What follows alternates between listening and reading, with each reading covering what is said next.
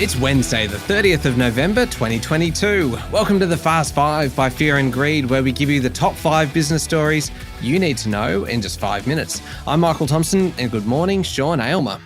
Good morning, Michael. Sean, 5 stories, 5 minutes. Let's jump into it. Story number 1, the housing market is back in the spotlight, with economists from ANZ forecasting another 7% fall in prices next year across capital cities. And that's mostly because ANZ reckons interest rates need to rise another 100 basis points, which would add substantially to the cost of repaying a home loan. In fact, it would put repayment levels above where they were pre-pandemic. The official cash rate is at 2.85%. At the moment, that puts the standard variable home loan rate, around 5%. ANZ saying the rates will rise by another 1 percentage point, and that's enough to trigger further falls. In all, ANZ reckons peak to trough capital city prices will drop 18%, then they'll gain 5% in 2024. However, this is a very fickle market. Others disagree. For example, yesterday, housing market watcher SQM Research put out a report which was much more upbeat about house prices. It believes capital city house prices will rise next year by between 3 and 7%, even if the cash rate does go up another 100 basis points. The big winner, according to SQM, will be Sydney, where prices next year could rise between 5 and 9%. Of course, Sydney has also been the biggest loser, with prices falling more than 10% since their peak. SQM believes Perth house prices will jump 8%, and somewhere between 1% and 5% in Melbourne and Brisbane.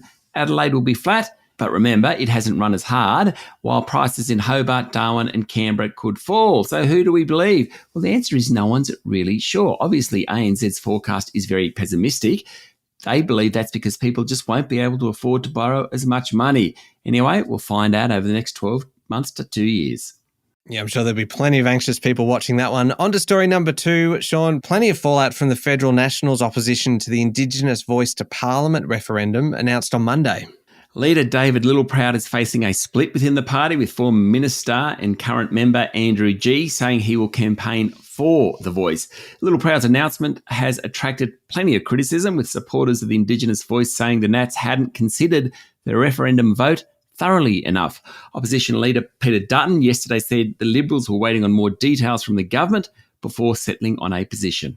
Okay, on to story number 3. There's been a bit of talk lately about Qantas cabin crew threatening industrial action, but now there could be more delays at airports around the country next week. But apparently it's the firefighters that are set to walk off the job now over long-standing concerns around staffing levels and pay.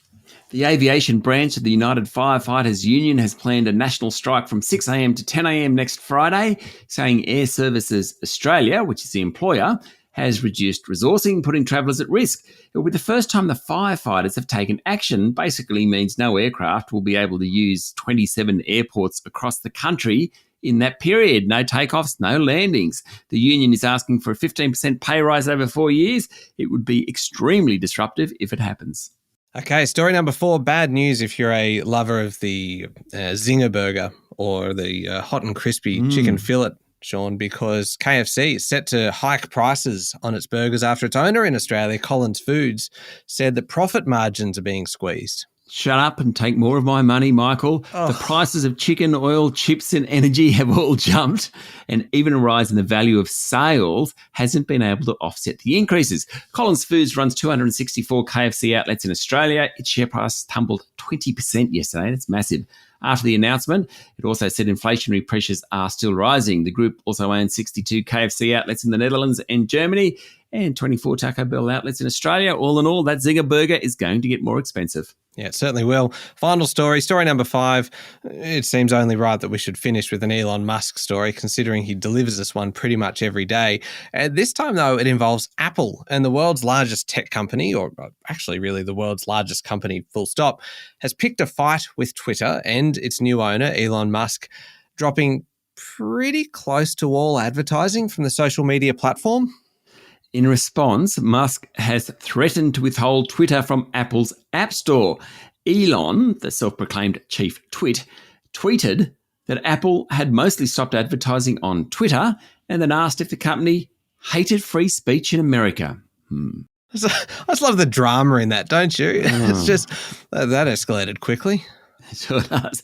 Apple is not only a big spender on Twitter, but its App Store is a major gateway for users to get onto Twitter. Interestingly, according to media reports, Phil Schiller, who's the longtime Apple executive who oversees the App Store, deleted his Twitter account after Musk reinstated the account of former President Donald Trump. There you go. There we go. The top 5 business stories in 5 minutes. Thank you, Sean. Thank you, Michael. It's Wednesday, the 30th of November, 2022. Remember to hit follow and don't forget to check out our new podcast, How Do They Afford That?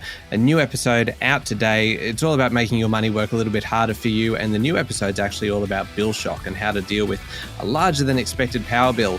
I'm Michael Thompson, and that was the Fast 5 by Fear and Greed. Have a great day.